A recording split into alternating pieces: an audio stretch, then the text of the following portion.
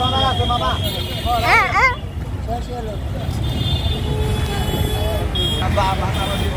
আলাইকুম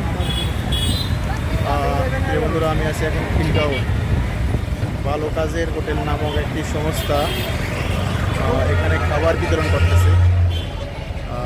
সেটি আপনাদের দেখানোর জন্য আজকে আমি এখানে উপস্থিত হয়েছি।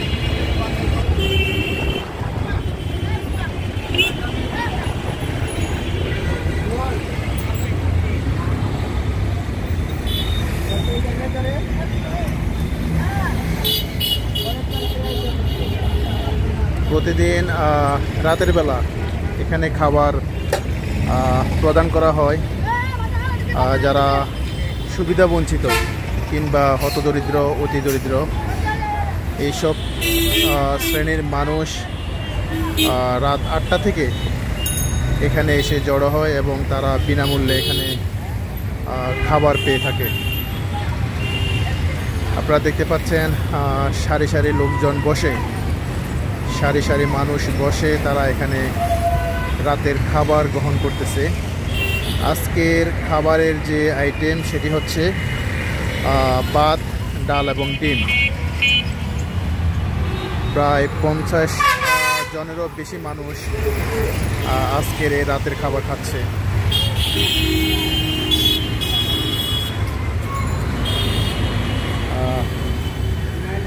কি অবস্থা ভাই, ভালো আছো? এখানে কি প্রতিদিন রাতে আসো খাওয়ার জন্য? জি। আচ্ছা, আজকে কি খাবার দিছে তোমাকে? আজকে হলো ডিম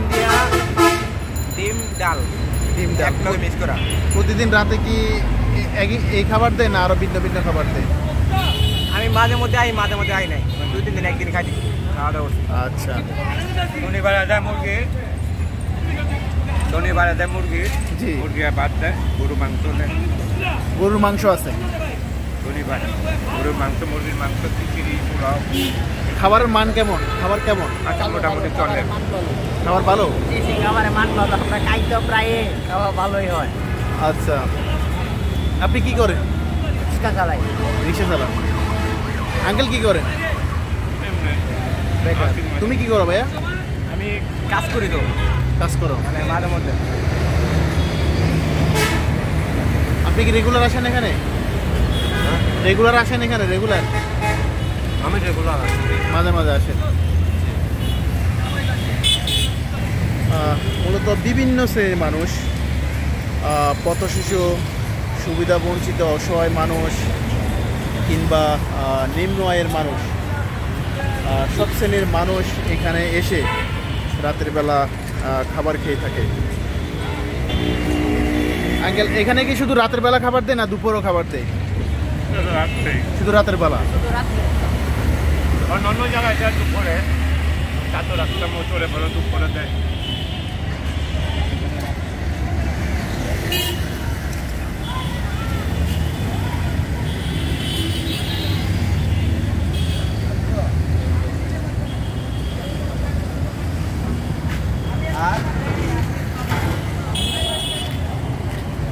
আর লাগবে, আর লাগবে।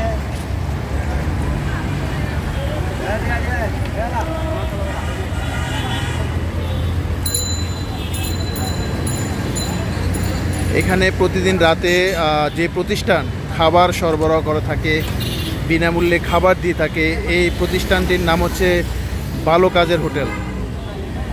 বাবু, কেমন আছো? ভালো। ভালো আছো না?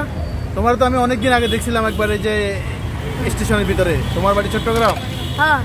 আচ্ছা, খাবার মান ভালো? এখানে কি প্রতিদিন আসো খাওয়ার জন্য? আচ্ছা, কি কি খাবার দেয়? আজকে তো ডিম দিছে। আজকে ডিম, ডাল, আর কি কি খাবার দেয়? আর কি কি খাবার দেয় মাঝে মাঝে? মাছ মাংস দেয়?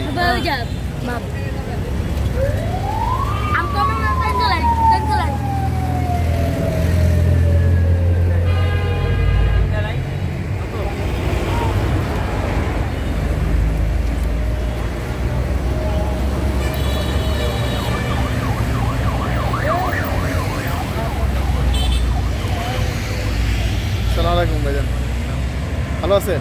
আলহামদুলিল্লাহ ভাই।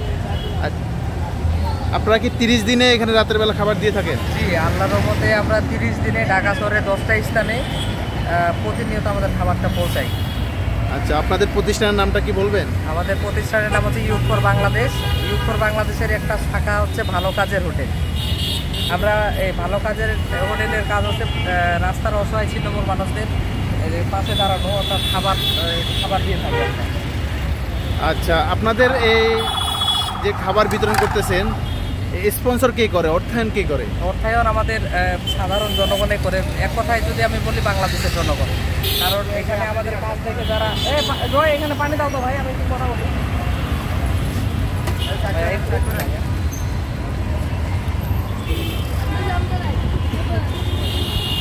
এখানে এক কথায় বললে বাংলাদেশের জনগণ। কারণ এখানে আমাদের কাজটা যারাই দেখে, ওনারা প্রতি মাসে আমাদের মানে ওনারা আমাদের আগে মেম্বার হয়। এই প্রতি মাসে 300 টাকা করে দিয়ে থাকে। এনাদের আমরা ডেইলি 10 মেম্বার করি।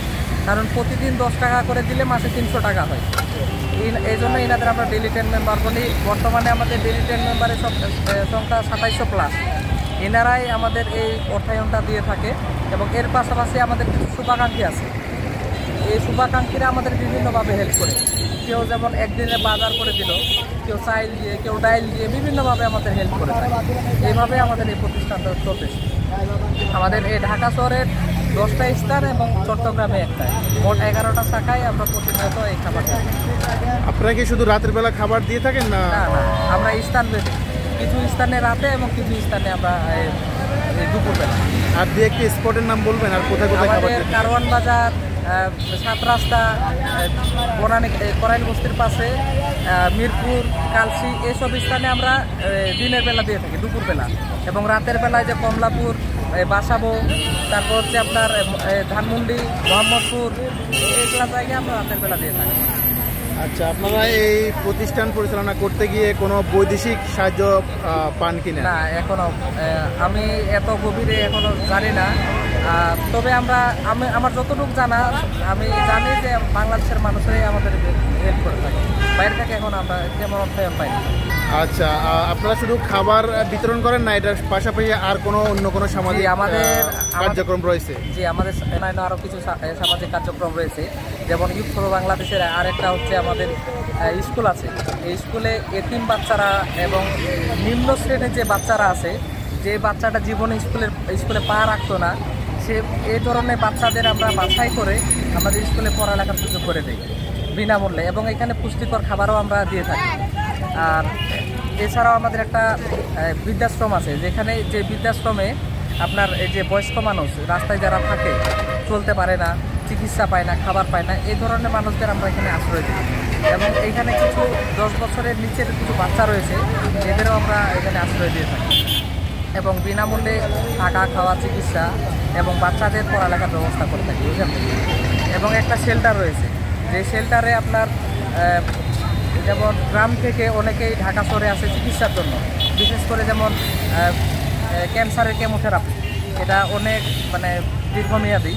ঢাকা শহরে যদি আসে গ্রাম থেকে, থাকা খাওয়ার অনেক মানে ভোগান্তি হয় এইসব মানুষদের। এনারা যদি আমাদের সাথে যোগাযোগ করে থাকে, এনাদের আমরা বিনামূল্যে থাকা খাওয়ার ব্যবস্থা করে দিই। এই ধরনের কার্যক্রম চলে। এছাড়াও আমাদের কিছু আছে আরও, যেমন স্বনির্ভর একটা প্রজেক্ট আছে, যেখানে আমরা এমন কিছু মানুষকে বাছাই করি, যে মানুষদের আমরা সেলাই মেশিন, কাউকে আবার রিক্সা, কাউকে ভ্যান, এইভাবে আমরা সাহায্য করে থাকি এবং বিনামূল্যে। এটার আর কি আমরা খোঁজখবর রাখি, যেন একটা ফ্যামিলি স্বনির্ভর হইতে পারে, মানে এটা দিয়ে ওর ফ্যামিলিটা একটু স্বাবলম্বী হইতে পারে। আরও কিছু কার্যক্রম রয়েছে, যেমন আমরা বৃক্ষরোপণ কার্যক্রম, কিছু আরও কার্যক্রম আছে যেটা ইদানিং চলতেছে। যেমন প্রচুর পরিমাণে রোদ, এই রোদে অনেক মানুষ